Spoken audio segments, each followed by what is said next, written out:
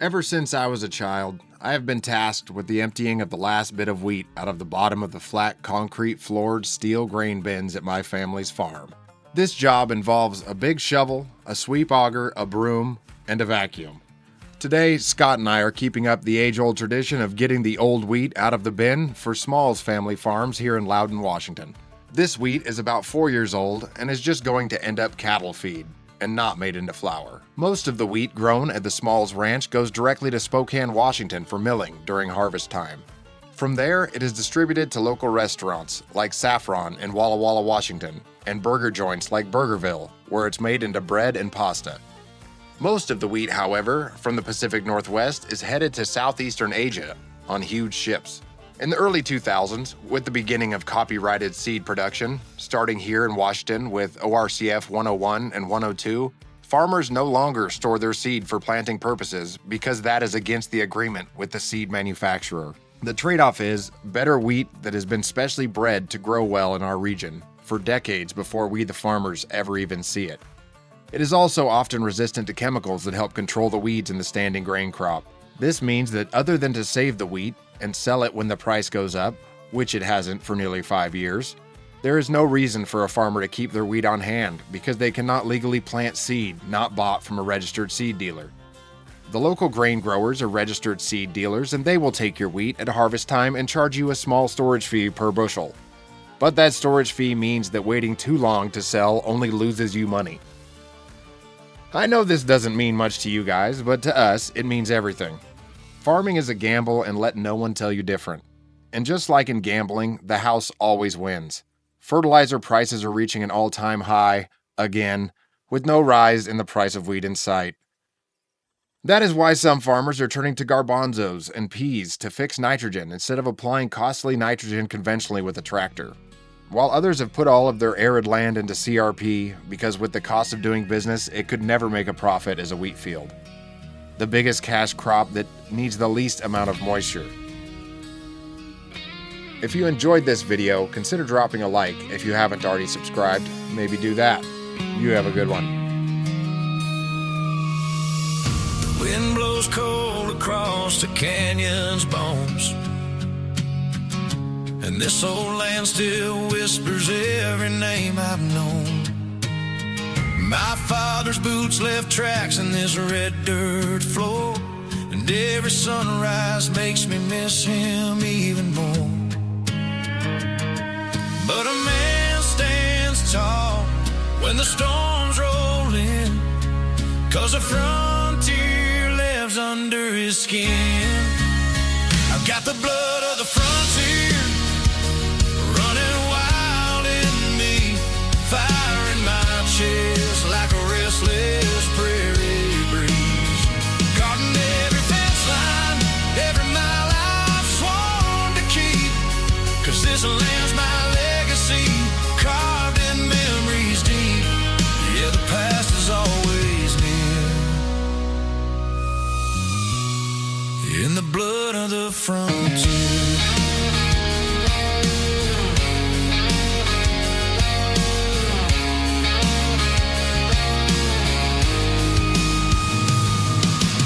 Saw my brother riding down that long ridge trail, dust in the air like an old ghost tale.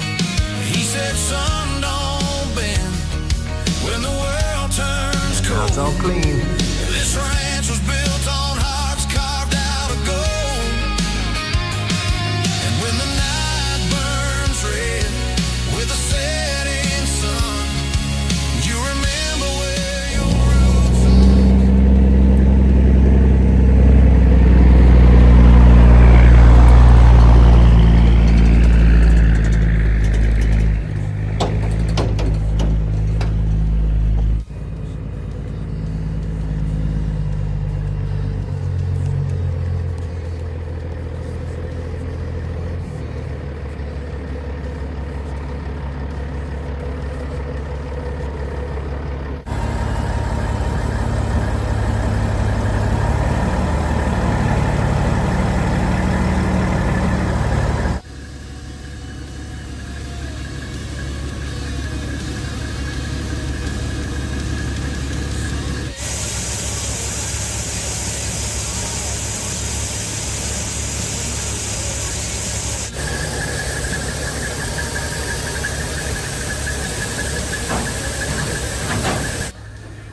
my favorite podcasts playing on these. These are Pro here. These are Pro here. They're pretty good. They block out like 30 decibels or something crazy. So, and they play Bluetooth audio. So I can just hit play. Use that one or it's mute.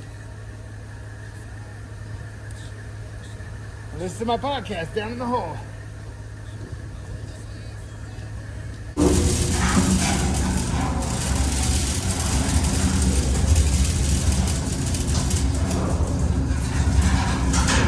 Alright, now the legs on.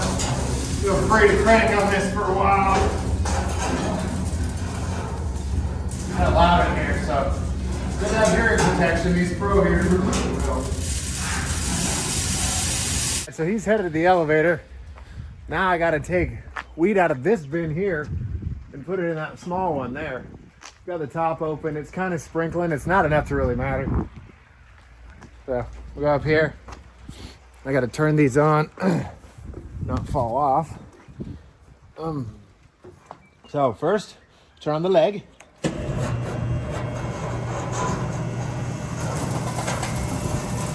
it goes. It's spinning. Now turn on the tank. That one. Okay, I think it was that one.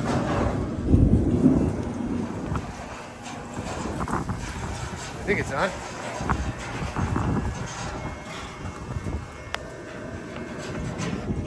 And I gotta pull this. Too far. Just right there. Okay, I pulled that just right here. There's a mark. Pull this out. We should start to hear wheat going in here.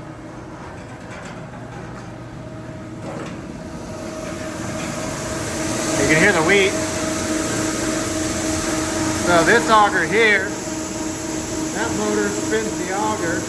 It's on the end of it. On the end of the auger is right there. And then it runs down through and into there. Through there, it goes down below, into here. It enters the bottom. And then it goes up the leg. And then out that chute into this elevator, which I'm filling up.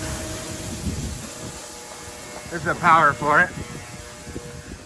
And then if you go out here, this is where we're filling at. So there's the fill auger. That bucket keeps anything from going in the end when we're not in use. So this is filling. You can see right here, this is where his tire stops. So, yep. It's pretty simple. And then when trucks fill here, this right here is the pit. So it's covered. But that's the pit where everybody dumps into. So you pull past, weigh, back up, dump, pull forward, weigh, leave. And then you know how much we added. So now I'm up here.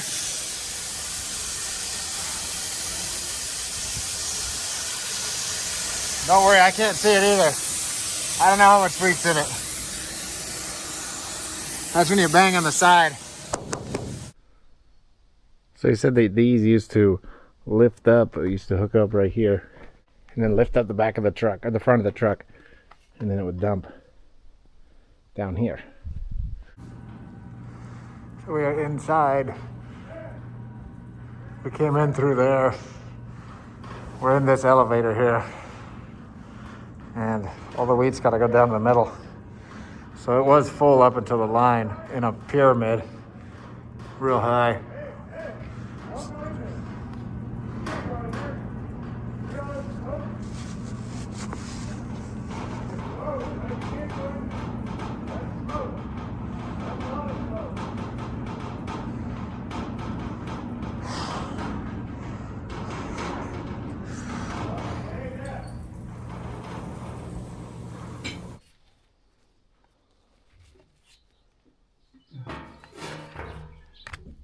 Powerade.